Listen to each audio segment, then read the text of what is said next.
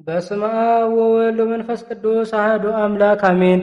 አንድ አምላክ በሚሆን በአብ በወልድ በመንፈስ ቅዱስ ስም መጋቢት 9 በዚች ቀን የከበረ እንድርያኖስና ሚስቱ አውሳቢዮስና አርማ ሌሎች 40 ሰዎችን በሰማዕትነት አረፉ። እሊህም ምርጦች ለረከሰ ከወርቅና ከብር ለተሰራ ጣዖት ማምለክን እምቢ ስላሉ የክብር ባለቤት ለሆነ ለጌታችን ኢየሱስ ክርስቶስ ስለ ስሙ አላውያን ጽኑ የሆነ ስቃይን አሰቃዩአቸው። ከዚህ በኋላ ራሶቻቸውን በሰይፍ ቆረጡ። የሰማዕትነትንም አክሊል በመንግሥተ ሰማያት ተቀበሉ። በረከታቸው ከኛ ጋር ለዘላለሙ ይኑር አሜን።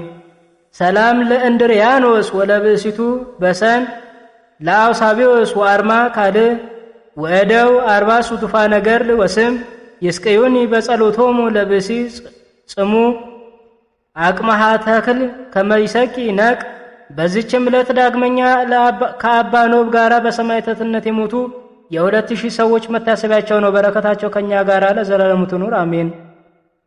በዚህችም ቀን ተጋዳይ የሆነ ጽኑ አባት ኩትን አረፈ። እርሱም በሶሪያ አገር ስሟ በንጣኔዎስ ከምትባል ቦታ የሚኖር ነው። አባቶቹም ከዋክብትን ያመልኩ ነበር። የአባቱ ስም ንስጣር የእናቱም ስም ቴዎድራ ይባላል።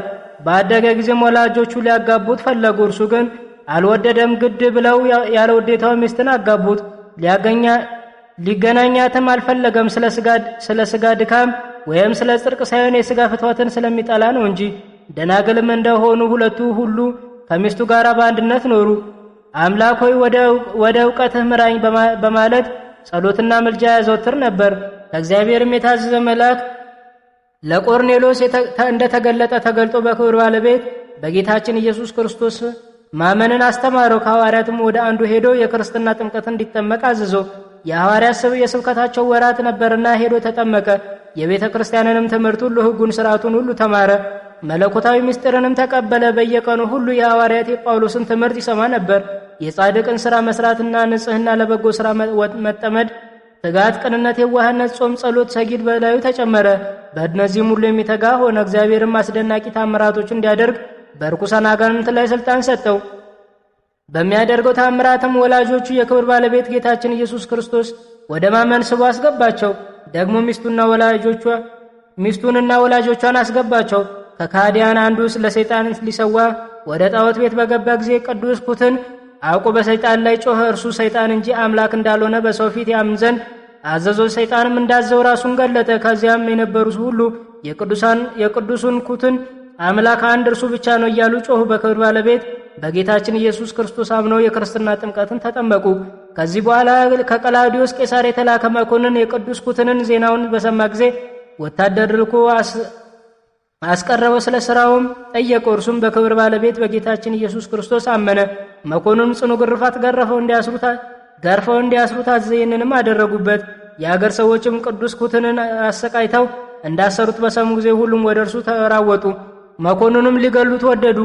መኮንኑም ሸሸ። ቅዱስ ኩትንንም ከማደሪያው ፈተው ከደሙም አውጥተው ተሸከሙት ወደ ቤቱ ወስደው። ከዚያም በኋላ ብዙ ዘመናት ኑሮ የወደደውን እግዚአብሔርን አገልግሎ ደስ አሰኝቶ በፍቅር በአንድነት አረፈ።